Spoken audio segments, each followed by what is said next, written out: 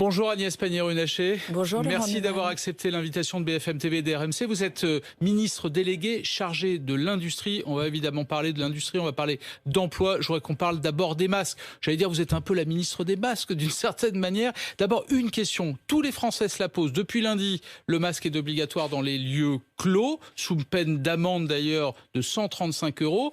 D'abord, cette question toute simple. Est-ce qu'on est sûr que cette fois, il y aura des masques pour tout le monde ? Oui, on en est sûr puisqu'il y a beaucoup de stocks dans l'État, de stocks de masques grand public, ceux dont j'avais la charge, et de stocks de masques sanitaires. Et puis, on a une production française aujourd'hui. Alors, c'était ma deuxième question. Où on en est des masques produits sur le sol français par des entreprises françaises? Sur le sol français, par des entreprises françaises, c'est 50 millions par semaine de masques sanitaires. Pour donner une idée, on était à 3,5 millions de masques en début d'année. Donc, on a fait x10. Et pour les masques grand public, on a une capacité de production qui n'est pas activée aujourd'hui parce qu'en fait, on a trop de capacité de production en France, de 25 millions de masques textiles, lavables, réutilisables. Et je le redis ici, ces masques, il faut les préférer parce qu'ils sont très filtrants, plus de 90% des particules de 3 microns, beaucoup plus écologiques et bien meilleurs pour votre budget. Et pour l'essentiel, ils sont fabriqués en France. Donc ça veut dire que chaque Français qui devra satisfaire à cette obligation de port du masque n'aura aucun problème pendant les semaines, les mois qui viennent pour trouver des masques partout. Tout à fait. Ils sont vendus dans l'ensemble des magasins, non seulement les couturiers, les artisans, mais également dans la grande distribution, dans les petits commerçants. Et vous pouvez également vous en procurer dans les pharmacies. Donc que ce soit en termes de circuit de distribution ou que ce soit en termes de capacité de production, on est très largement en capacité de servir l'ensemble des Français. Il y a un petit problème quand même sur le prix. Vous avez d'une certaine manière plafonné, encadré, je ne sais pas comment il faut dire, le prix des masques dits chirurgicaux autour de 95 centimes. Pour beaucoup de foyers, c'est quand même très élevé. Est-ce qu'on ne peut pas faire mieux sur ces prix, d'autant que maintenant on les produit nous-mêmes? Alors moi, je m'inscris en faux dans cette approche parce que le masque lavable, réutilisable, c'est 10 à 20 centimes par usage. Le masque, effectivement, chirurgical, il est plafonné à 95 centimes d'euros, mais dans 90% des cas. Donc ce que vous dites aux Français ce matin, c'est oubliez les masques chirurgicaux, équipez-vous de masques textiles et masques grand public. Exactement, on les lave avec les serviettes de bain à 60 degrés, une fois par semaine, et vous en avez pour 20 semaines, sur certains masques pour 30 semaines. Donc c'est beaucoup plus confortable, c'est beaucoup plus écologique et c'est nettement meilleur pour votre budget. Olivier Véran, le ministre de la Santé, a dit hier qu'il allait distribuer 40 millions de masques à 7 millions de foyers. On peut comprendre que ce sont les foyers les plus démunis, les plus fragiles sur le plan financier. Gratuit pour les plus démunis, payant pour les autres. Est-ce que c'est pas contraire au principe de l'égalité républicaine? Au fond, devant la santé, on est tous égaux. Donc pourquoi pas gratuit pour tout le monde? Non, c'est le principe de l'impôt progressif, c'est chacun selon ses moyens. Et puis je veux rappeler que c'est pas le cas. Pardon, je vous interromps, c'est pas le cas pour la santé. Les médicaments, c'est pas gratuit selon ses revenus. Si on considère que le masque c'est un médicament qui nous protège et qui protège les autres, pourquoi pas gratuit pour tout le monde comme un médicament? D'abord, vous n'avez pas beaucoup de médicaments gratuits. Vous avez un ticket modérateur, vous devez prendre une mutuelle. Cela vous coûte de l'argent en règle générale, donc c'est pas gratuit la santé. Là encore, sauf pour les gens qui ont la CMU. Donc vous retrouvez la même logique. Et puis, encore une fois, le masque, vous en consommez en moyenne 1 par jour. Parce que vous n'êtes pas 8 heures durant dans les grands magasins ou au cinéma. Donc vous contestez les chiffres qui sont sortis quand on dit 228 € pour une famille de 4 personnes? Ces chiffres sont parfaitement délirants. La réalité, c'est qu'avec un masque à 10 centimes l'usage par jour que vous portez pour sortir pour vos loisirs, puisque lorsque vous travaillez, vous êtes équipé par votre employeur. Les enfants dans les écoles, je veux le redire, sont équipés. Ils seront équipés à la rentrée prochaine. Nous avons des stocks pour les lycéens et pour les collégiens. Donc, un masque par jour, 7 jours par semaine, 30 jours par mois, à 10 centimes, ça fait 3 €. D'accord. Et les enfants de moins de 11 ans peuvent ne pas porter de masque. Eux n'en portent pas. Exactement. Alors il y a les masques, puis il y a l'emploi. C'est quand même un sujet fondamental pour vous. Vous êtes ministre chargé de l'industrie. Je voudrais ce matin qu'on parle d'emploi, mais qu'on soit extrêmement concret. On va commencer par Airbus. Cet après-midi, vous vous rendez à Toulouse, vous allez rencontrer la direction d'Airbus et les représentants des salariés. Vous me dites si je me trompe, mais 15 000 emplois supprimés chez Airbus, dont 5 000 en France. Et de l'autre côté, un plan d'urgence pour aider l'aéronautique de 15 milliards d'euros. C'est bien ça. C'est quoi la contrepartie? Cet argent, une partie de cet argent va aller à Airbus, mais Airbus supprime des emplois. C'est quoi la contrepartie sociale que vous, le gouvernement, vous pouvez exiger? Voilà, typiquement chez Airbus, vous avez une annonce à 5000 emplois et grâce à ce plan, ça va se transformer en 3500 emplois. Premier point. Deuxième point, c'est un plan de départ volontaire, c'est-à-dire que ce que nous demandons à Airbus, pas de licenciement. Ce que je demande à Airbus, c'est d'avoir une cible de 0 départ contraint. 0 départ contraint. Ce qui n'est pas du tout la même chose que de mettre les gens à la porte comme ça, du jour au lendemain. Pardonnez-moi, les mots sont importants. C'est une cible ou c'est une exigence du gouvernement? C'est une cible parce que il faut du dialogue social et que le dialogue social aille jusqu'au bout. Et nous sommes extrêmement présents dans ce dialogue social et c'est le sens de mon déplacement à Toulouse. Est-ce que vous pouvez dire, par exemple, ce matin, qu'il n'y aura pas de suppression de postes, de fermeture sur les lignes d'assemblage à Toulouse, notamment sur les gros porteurs, la 320. À Toulouse, tout le monde attend cette réponse. Mais attendez, le sujet de l'activité d'Airbus, c'est pas l'État, c'est les commandes. Je crois que tout le monde a quand même compris que l'aéronautique s'est effondrée. Les carnets une baisse de commandes, de 40% à peu près. Oui, 40% de moins. Et on parle d'une suppression de moins de 10% des emplois. Pas des personnes. C'est là où c'est très important. Donc, on est face à une crise qui est absolument inédite. Nous avons pris nos responsabilités avec le plan massif que vous indiquez, 15 milliards d'euros. 15 milliards d'euros, ce n'est pas que pour Airbus. Bien sûr. On va parler d'Air France, on va parler du secteur. C'est pour l'ensemble du secteur. C'est notamment pour les PME et les entreprises de taille intermédiaire, parce que c'est elles qui nous inquiètent le plus aujourd'hui. C'était ma deuxième question. Vous vous occupez de l'emploi chez Airbus, très bien, mais il y a les milliers de sous-traitants qui travaillent tous les jours avec Airbus. Si Airbus va mal, les sous-traitants vont encore plus mal. Mais si les commandes diminuent, si l'ensemble des compagnies aériennes mondiales ne sont plus en capacité d'acheter des avions, c'est effectivement Airbus qui trinque, mais c'est l'ensemble de la chaîne de sous-traitance. Qu'est-ce qu'on fait pour les sous-traitants? Et c'est pour ça, Laurent Neumann, que nous sommes au rendez-vous, que nous avons un plan qui a été annoncé le 9 juin dernier, que ce plan, il est aujourd'hui quasiment voté, parce que nous sommes dans un pays démocratique, il faut faire le chemin de l'Assemblée nationale et du Sénat. C'est fait, que l'argent arrive maintenant et va permettre effectivement de sauver ces entreprises.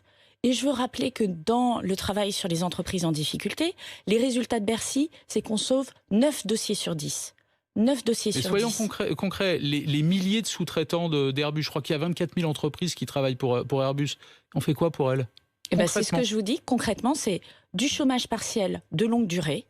Donc ça sauve immédiatement des emplois. C'est 1,5 milliard investi sur la R&D notamment privée, recherche-développement, ce qui permet de continuer à faire travailler les équipes d'ingénieurs, de techniciens et de préparer l'avenir et de préparer en plus la transition écologique. Parce que moi, je suis confrontée à des gens qui me disent « l'avion, c'est polluant, mais il faut sauver les emplois dans l'aviation ».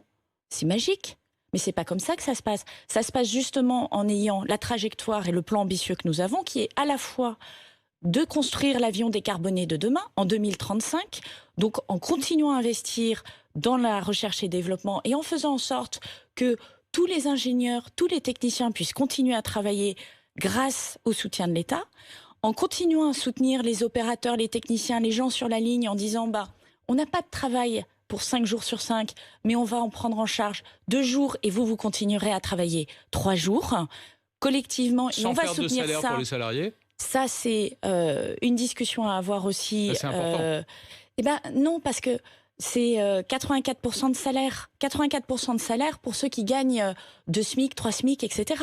À 1 SMIC, c'est 100% du salaire. C'était ce sur quoi nous nous étions engagés. Et là aussi, c'est un effort collectif sur lequel nous travaillons. On a parlé d'Airbus, vous avez évoqué un plan de décarbonation, ce sera pour la rentrée, je crois. Mais restons sur le secteur de l'aéronautique. Air France, j'ai regardé, même chose, 7500 suppressions de postes. Et là encore, l'État a joué son rôle. Vous avez prêté de l'argent. Vous êtes actionnaire, l'État est actionnaire d'Air France. Je crois qu'il y a 7 milliards d'euros qui ont été mis sur la table. Et là encore, on se pose la question, 7 milliards d'un côté, 7000 suppressions de postes, est-ce qu'on ne peut pas faire mieux? Qu'est-ce que l'État peut faire pour obtenir des contreparties sociales? Vous préférez qu'Air France dépose le bilan? Non, et là, c'est des le choix, c'est le dépôt de bilan dizaines de milliers d'emplois. Encore une fois, ces entreprises, elles se sont retrouvées au bord du gouffre. Au bord du gouffre. Et donc, ce n'est pas de 5000 emplois qu'on parlait, c'est de 100 000 emplois sur l'aéronautique. C'est de plusieurs dizaines de milliers d'emplois sur Air France. Et si l'État n'avait pas été là, c'était une saignée massive pour l'emploi français. Et regardez ce qui s'est passé en 2008-2009, où la crise était beaucoup moins forte. Eh ben, le toboggan du chômage a démarré beaucoup plus vite. Regardez l'enquête de BPI sur les PME, qui disent que les PME vont perdre 15% de chiffre d'affaires cette année. Beaucoup, mais ce qui est finalement énorme. peu. Et qu'est-ce que disent les PME? Elles disent, grâce à l'État, en fait, mes perspectives sont beaucoup plus positives qu'en 2008-2009. Je suis capable de rebondir. Et c'est ça le combat que nous devons mener. C'est pas de dire, il n'y a pas d'économie, on va mettre tout le monde sous cloche et ça va très bien se passer. C'est pas vrai. Ce serait mentir aux Français. Vous avez de dit pour raconter Airbus, ça. pas de départ contraint. Est-ce que vous dites la même chose chez Air France? En tout cas, là aussi, ils y travaillent. Air France, c'est une participation de l'État. Pour des raisons de ma carrière antérieure, je regarde très peu ce dossier puisque c'est le tourisme, pour des raisons de conflit d'intérêt. Donc, je ne rentrerai pas dans le détail. Alors, autre sujet, parce que les plans sociaux se multiplient. Alors, c'est un autre sujet qui n'est pas tout à fait similaire, mais Smart, on est dans la région de Sarreguemines. Je crois que c'est 1600 salariés. Il est question pour Daimler, qui possède ce site, de vendre ce site. Là encore, j'ai regardé, les gens qui travaillent là, c'est des compétences absolument incroyables. Ce sont des spécialistes des véhicules électriques. On ne peut pas laisser partir cette compétence, ce savoir-faire. Et c'est pour ça que nous y travaillons. Qu'est-ce que l'État peut faire? C'est pour ça que nous y travaillons. Moi, j'ai reçu l'ensemble des organisations syndicales hier. J'ai reçu, la semaine dernière, avec Bruno Le Maire, le patron de Daimler et le patron du possible repreneur du site. C'est-à-dire que ce n'est pas un dossier où il n'y a rien. Il y a un possible repreneur. Ce sont des Britanniques, je crois. Ce sont des Britanniques qui sont prêts à mettre un nouveau modèle de production dans l'usine d'Ambar. Mais nous n'allons pas laisser les choses se faire sans regarder de manière approfondie. Tout vendredi, nous aurons une réunion ligne à ligne pour regarder le projet de ce repreneur, pour s'assurer qu'il permet de traiter la sous-traitance, de mettre suffisamment de charges dans l'usine pour qu'on ait bien du travail pour mener 1600 personnes. Nous négocions avec Daimler pour que l'arrêt de production de la Smart, puisque la production de la Smart se poursuit, ne soit pas en 2022, mais en 2024, pour continuer à donner du travail aux gens. Donc vous voyez, c'est ce qu'on fait très concrètement. Donner de la perspective, repousser le moment où le problème se pose, aller chercher des repreneurs, se battre pour mettre de la charge dans l'usine, faire installer de nouveaux investisseurs dans la zone. J'ai annoncé lundi avec Jacqueline Gouraud que nous avions 78 sites clés en main. Vous avez un site clé en main qui est à proximité d'Ambar pour remettre de l'industrie. Parce que ça veut dire, justement, soyons concrets, 66 sites clés en main, des sites industriels où on va plus vite en matière d'administration, Exactement. de normes, etc. Très bien. Donnez-nous un exemple de relocalisation. Qu'est-ce qu'on peut relocaliser en France? C'est un mot à la mode depuis la crise du coronavirus, mais on ne voit pas concrètement ce qu'on peut relocaliser. Vous avez un projet de Sanofi, Marcy-l'Étoile, 600 millions d'euros, en juin, qui est en train de se dérouler maintenant, une usine de vaccins. Qui était où avant? Qui devait être construite à Singapour. Une nouvelle usine et qui sera construite en France. Et on s'est battu. Il y a d'autres domaines à part le domaine de la santé? Vous avez la santé, vous avez l'électronique, où nous allons lancer un appel à manifestation d'intérêt pour relocaliser des productions. Nous avons le textile, sur lequel j'ai une mission qui avance, notamment avec 4 personnes experts du secteur, le patron du slip français, etc., qui vont nous faire des propositions. J'ai sur mon bureau plus de 30 dossiers de relocalisation. C'est très concret, c'est maintenant et ça dépend à partir de la rentrée. Vous parliez des secteurs textiles, vous parliez de l'électronique, le secteur des télécoms. Pendant ce temps-là, à Lannion, chez Nokia, on supprime 400 postes.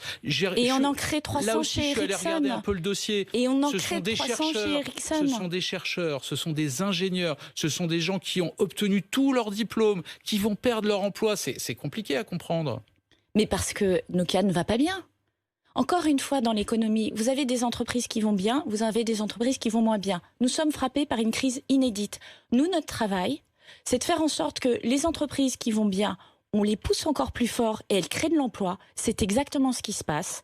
Et c'est de faire en sorte que les entreprises qui vont pas bien, on les accompagne pour passer le cap de la crise. Et quand vous perdez 40% de chiffre d'affaires, ou quand vous avez fait des erreurs stratégiques, parce que ça arrive dans des entreprises, et vous en payez le retour plein pot. Et vous avez raison, ce sont souvent les salariés, et c'est révoltant que ce soit les salariés qui payent des erreurs stratégiques des dirigeants. Mais c'est comme ça que nous trouvons les dossiers. Notre responsabilité, c'est de faire en sorte de trouver des solutions qui sont soit avec l'entreprise, soit avec des repreneurs, soit en implantant de nouvelles activités à proximité. Pourquoi Laurent Neumann, alors qu'on avait détruit l'emploi entre 2000 et 2016, en 2017, en 2018 et en 2019, on crée de l'emploi industriel. Parce que nous avons eu cette politique, parce que nous sommes allés chercher chaque emploi, parce que notre boussole, c'est l'emploi industriel. Et on est très conscient que ça va être difficile. Ah oui, parce que là, vous avez vu, j'ai pris 4 viennent. entreprises, Airbus, Air France, dans des secteurs différents. Mais pourquoi vous ne parlez pas des entreprises qui créent de l'emploi ? Et il y en a. Eh ben, je vous en ai cité quelques-unes. Il y a des entreprises qui créent de l'emploi dans la santé, dans l'agroalimentaire et dans des secteurs que vous citez. Ericsson est en train d'installer un site, donc c'est le concurrent de Nokia, sans emploi.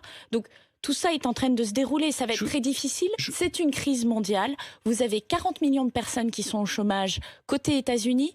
Nous devons faire en sorte de limiter l'impact sur les Français, et c'est ce que nous avons fait. On regardera évidemment le taux de chômage à la fin de l'année 2020 et l'impact de cette crise. Juste une question, lundi, mardi, mercredi, le président de la République, votre majorité, tout le monde avait l'air absolument fou de joie de ce qui s'était passé à Bruxelles, ce fameux accord avec 40 milliards d'euros qui vont permettre de financer notre plan de relance ici. Mais il y a plein de gens qui se disent, mais attendez, ces 40 milliards, ils vont arriver quand concrètement ? Quand est-ce qu'on va les voir arriver pour l'industrie, pour tous les domaines dans lesquels vous allez investir?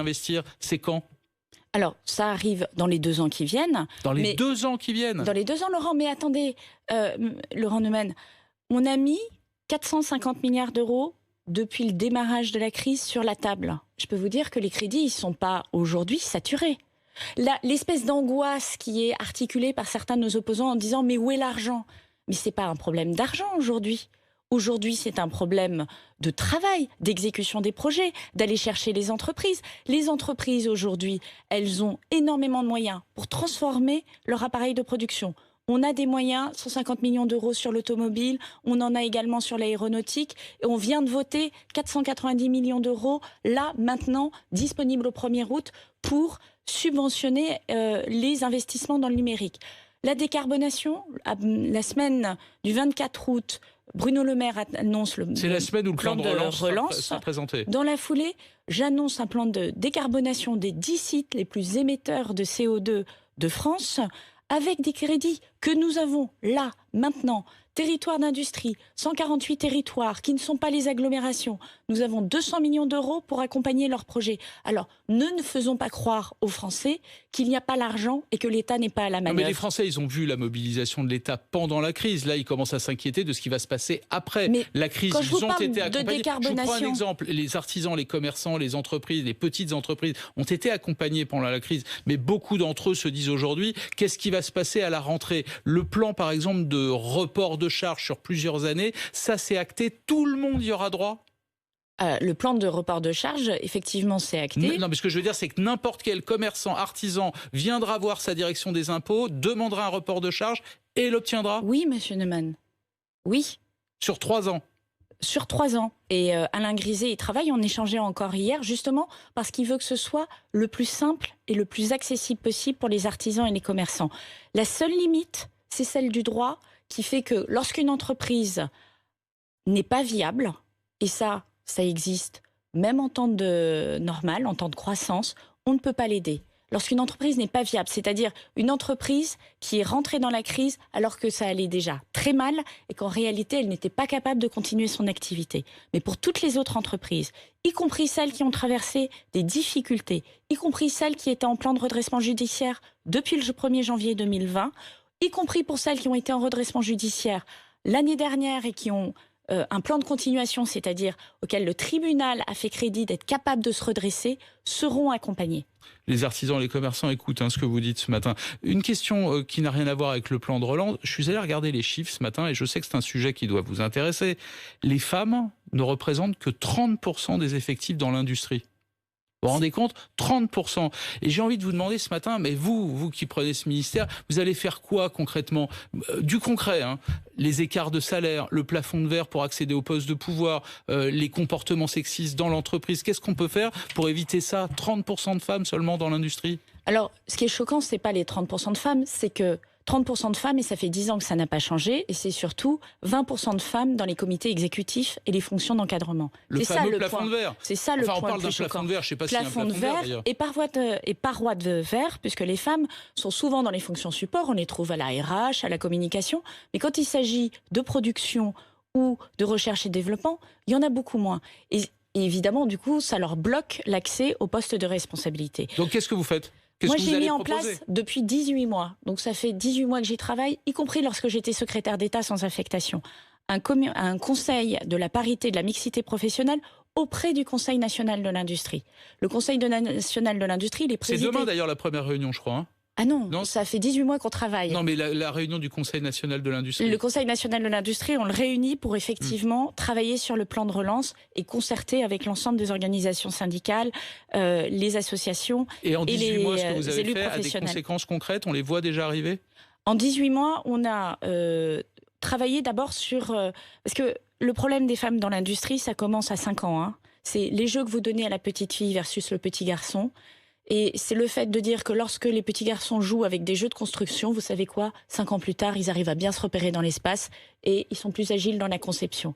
Et les petites filles à qui on donne des poupées, vous savez quoi, elles ont une meilleure aisance verbale. Bah oui, mais ça, c'est pas inné. C'est juste l'apprentissage par le jeu. Donc, vous voulez dire que dès le plus jeune âge, il faut lutter contre les stéréotypes. Mais une fois qu'on arrive à l'âge adulte, les écarts de salaire, c'est la loi. Or, la loi, vous le savez, elle n'est pas ou pas suffisamment appliquée. Ça, c'est le barème que nous avons mis en place avec Muriel Pénicaud, qui est un barème où vous devez systématiquement publier votre score sur 5 indicateurs, non seulement les écarts de salaire, mais également est-ce que vous avez des promotions au retour de votre congé maternité, est-ce que vous êtes... comment sont réparties les promotions entre les hommes et les femmes d'une année sur l'autre, ce genre d'évolution. Et sur cette base-là, toutes les entreprises de plus de 50 salariés doivent le publier, première étape. Et si dans 3 ans, elles n'ont pas un score satisfaisant, elles devront payer 1% de la masse salariale. Ben, je peux vous dire que mettre le coup de projecteur sur cette situation de parité, donner 3 ans aux entreprises pour évoluer et pour respecter la loi, on leur demande de respecter la loi, ça met un sacré booster dans la question de la parité homme-femme. Et peut-être montrer du doigt les entreprises qui ne respectent pas ces règles. Merci Agnès Pannier-Runacher d'être venue répondre à nos questions. L'information continue évidemment sur BFM TV et RMC.